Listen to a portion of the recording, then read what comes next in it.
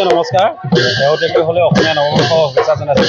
বিশেষকৈ সোণোৱাল কছাৰী সমাজৰ বহুৱা বিশেষ এটা তাৎপৰ্য আছে।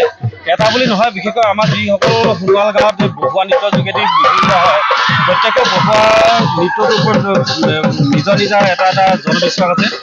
আমি যিভাগেই বিশেষকৈ বহুৱা নৃত্য কৰি থাকোঁ, তাৰ এইভাগেই বহুৱা নৃত্যৰ এনেকুৱা এটা তাৎপৰ্য আছে যে সতী আৰু শিৱৰ মাজত যিটো দক্ষ ৰজাৰ দক্ষ যজ্ঞ, সেই দক্ষ যজ্ঞ কাহিনীটো আমি আলম লৈ পিনে আমি যি বহুৱা নৃত্য কৰি থকা হয়, সেই দক্ষ যজ্ঞত শিৱক আমন্ত্ৰণ নজনোৱাত বিশেষকৈ সতীয়ে দক্ষ যজ্ঞত আপত্তি জনাইছিল। তাৰ বাবে দক্ষ ৰজাই শিৱক নানা ধৰণৰ তিৰস্কাৰ কৰিছিলে সতীৰ আগত।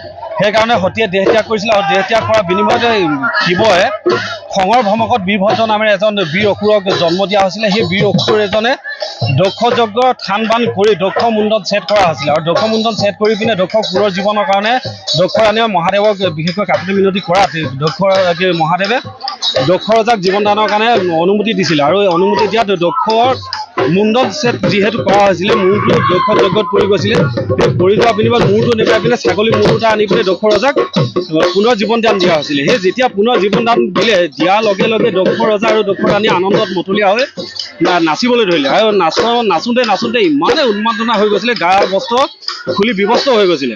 সেইকাৰণে সেই কি হৈছিলে, তেতিয়া তাৰমানে তাত ৰভাত কলপাত ব্যৱহাৰ কৰা হৈছিলে। সেই কলপাতে আনি পিনে দক্ষ ৰজা আৰু দক্ষ ৰাণীক কলপাত মেৰিয়াই দিয়া হৈছিলে আৰু সেই কাহিনীটো আলম লৈ পিনে আমি এতিয়ালৈকে বহুৱা নৃত্য কৰি আছোঁ। আৰু তাতে তাৰমানে এনেকুৱা এটা জনবিশ্বাস হয় যে দক্ষ ৰজাৰ যিখিনি বিশেষকৈ আক্ষৰিক যিবিলাক চিন্তা চৰ্চা আছিলে, অহংকাৰী যিবিলাক মন আছিলে, সেইখিনি তেতিয়া নাইকিয়া হৈ গৈছিলে। আৰু এতিয়াও আমাৰ এটা জনবিশ্বাস আছে যে বহুৱা নৃত্য যি বছৰ আমি কৰিম, সেই বছৰৰ পৰা ধৰি পিনে আগন্তুক দুবছৰলৈকে আমাৰ গাঁৱত বিশেষকৈ অপায় অমংগল তেনেকুৱা ধৰণৰ কোনো নাথাকিব। আমি যিহেতু কৃষিভিত্তিক মানুহ, মহাদেৱক তাৰমানে জনগোষ্ঠীৰ এটা দেৱতা হিচাপে আমি মহাদেৱক আমি আৰাধনা কৰোঁ।